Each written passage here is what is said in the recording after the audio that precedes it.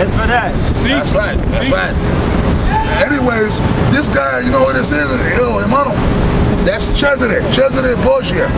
That's his real image right there. 1453. Michelangelo. That's Renaissance. This is Renaissance art. They wanted to make the whole world believe that Jesus was Blanco. Revelations 13:3. And I saw one of his heads as it were wounded to death. Now that's the Roman Empire, man. So that's during the time of 193 AD when Septimius Severus came in and took down that Roman Empire, man. All right, go ahead. Right. And his deadly wound was healed. And then after that 1,000-year period, that deadly wound was healed. That's that Medici family then going into the Borgia family, go in Spain, in Italy, coming back into power and procuring rulership the Edomite rulership, man. And that's when you had Rodrigo Borgia had allowed and commissioned for Michelangelo and Leonardo to place images of his son Cesare Borgia and as the son of the father, because the Pope was known as the father, right? So he had his son, Cesare Borgia, placed as the son. And that became the known image around the world, pushed around the world as the image of the Lord. That's right. This is the real image. This is the real image. So that's, tell me, you can see that's the same guy. That's even on Assassin's Creed. Assassin's Creed, the game. Now when you play that game, Assassin's Creed, it goes through how Machiavelli and all those guys were coming through. That's right. To basically assassinate and take down that Borgia family. And you can watch that series on, I believe it's Showtime. And Machiavelli, it's called the Borgia. Let me say this, and Machiavelli ain't Tupac. Right. You got some stupid niggas. You know about Tupac. Machiavelli ain't talking about Tupac. That's right. He got that from that actual guy from the 1400s, man. Okay? With his old corny ass, man. Another nigga that was overrated in my book. That's right. Tupac. The nigga was overrated. He was a phony ass nigga. And he got that way. Well, he was set up anyway. Personally, I don't believe the nigga's dead. Okay?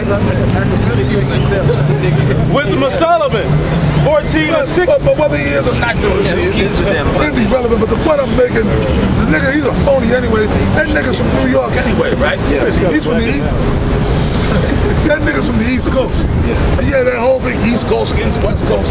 Tupac is from fucking New York, man. That's right.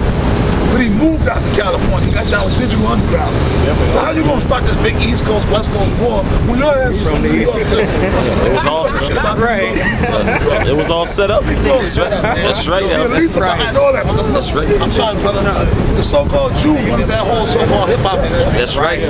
The so-called Jews, even NWA, back in the days, they set that up. That's a part of Auto and Chaos. Getting niggas. That's what Esau wants to see how they can control the mind of these monkeys out here.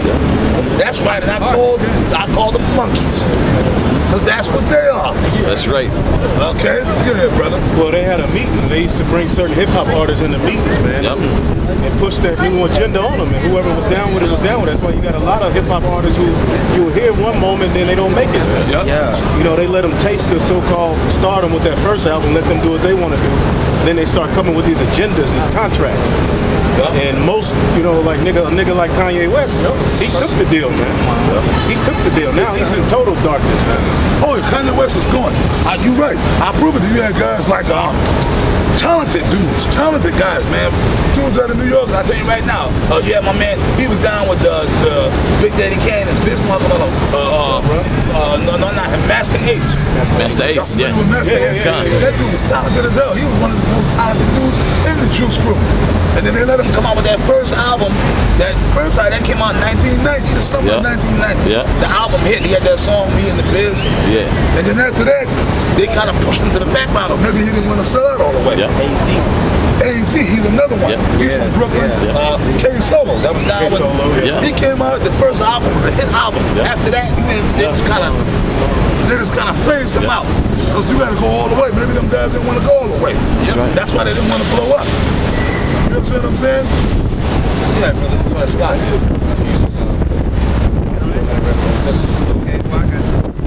This is Job, the 20th chapter, verse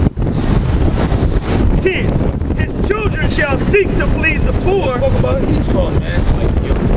That's talking about Esau. That's why now we had that Edomite woman that was up there talking about, yeah, but now, like she was so offended. She was so offended by the fact that we had Obama and that type of nature. First of all, Obama is not one of our people. He is a Hamite. He's from another nation. He's from another dark nation. You understand what I'm saying? He's not an Israelite. That's right. But they put him in there to use them as a scapegoat to create that race war. That's right. Those hostilities, man. That's right. He's of this nation. He's a Hamite. Obama and this guy Mandela are the same people. But these old bugged out niggas, they embrace the other nations. Just like they embrace Mandela. Now what the hell did Mandela ever do for any different man? He came out to New York years ago, back in the 90s, out there right in Harlem in front of the State Building and spoke and got all kind of money and collections from you niggas and went back to his country. And his wife was up in goddamn Macy's and Bloomingdale's buying the whole damn store up, man. Okay? And he forgave the white man too. Right. Yeah. Right. Yeah. Every time I was in that Lake County, I was going to try to talk to him, like, they were like, we're not the same. Look at that. Every time. They do. See? So you know what, man? Only to the Edomite woman, before she's the devil. She could give two fucks. Let's say them two Edomites got a daughter. Let their daughter bring a black guy home. Or even a Mexican guy. They be mad as hell. Or a Native American guy. They ain't accepting that. These white people are full of shit, man. See, we're here through the spirit of Yahweh. Smoke, goddamn devil. That's right. Right. His children shall seek to please the poor, and his hands shall restore their goods. His bones are full of the sin of his youth. That's right. His bones are his sins. These Edomites, these so-called white people have not changed. They're still the same devils that came over here and stole this land. They're the same Edomites because they are the same people in reincarnation. The spirit lives on, the body dies. So these are the same people walking around. We were all the same people that was back 2,000 years ago, man. The spirits come back. How did they get all the benefits of all this, man? By what they did in the past. Right. So they're still guilty. You understand what I'm saying? They're still guilty. So these so-called white people now, you got some of them trying to appease Jake. Okay, trying to, oh no, I'm not racist. I help. I did this. I became a doctor so I could go and work on the Indian reservation. Yeah, I went to El Salvador and I went to Brazil. Yeah. They go on these little mission trips, Yeah. acting like they give a damn about the indigenous people of all these lands. What they call it, Greenpeace, the Peace Corps, missionaries.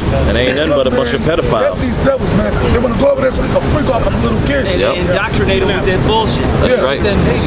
They indoctrinate them with their BS, man. White supremacy. That's why you got people. That's why you got people in Brazil and people in all these Central American countries that are Mormons, because they get indoctrinated by Esau when they go down on these damn mission trips, man. That's right. That's why now when you go down to these places where there was no homosexuality is running rampant in Central and South America, man. Because the devil will read the precept about the show. This is all Ecclesiasticus, Sirach 41:5. The children of sinners are abominable children, and they are conversant in dwelling of the ungodly. The inheritance of sinners' children shall perish, and their posterity shall have a perpetual reproach. Yeah, man, we're gonna hate you perpetually, man. We're gonna reproach you, and your posterity is gonna come to an end. That's what the elders talking about. We don't trust you. We don't believe in you. We hope for your downfall, man, and we pray to your Yahweh Shem Yahushua. We hasten that day that he comes and brings fire to your nation and your people and your cause, man. Okay? And we're going to get you in slavery, man. After America's destroyed, because America's going to be destroyed, man. Right. That brother that was up at the vet, he's just a sad case. He might just have to eat a missile, man. He's completely brainwashed, bugged out. I'm fucking my country. But then I was here, and I said, what about the Native Americans? How did the white man get this country? He had nothing to say. He's all he's messed up in the head right now.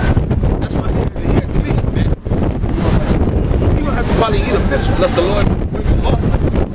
You understand what I'm saying? That's called a robot. You go in the white man's military, they put demons on you. That's right. When you go into that boot camp, man, that's all the process of putting demons on you. making you into a robot. Okay? They make you take pills and different medications, man, to dumb you down. And then they force drills into your head that brainwash you, man. Yeah. They do the same thing in school. Right. You go into these elementary systems, man. They create a atmosphere of a status quo atmosphere of what's right and what's wrong, and you get indoctrinated. All right, to where this is right and this is wrong. Yeah, one boy said, I fought for you. You ain't fight for me, nigga. Yeah. You fought for the interest of the bankers. Dummy. That's what you did. Like I said, my father, my uncles, non-vets, Yeah. they came back and told me straight up, man, after they woke up and said, look, it was all fucking bullshit.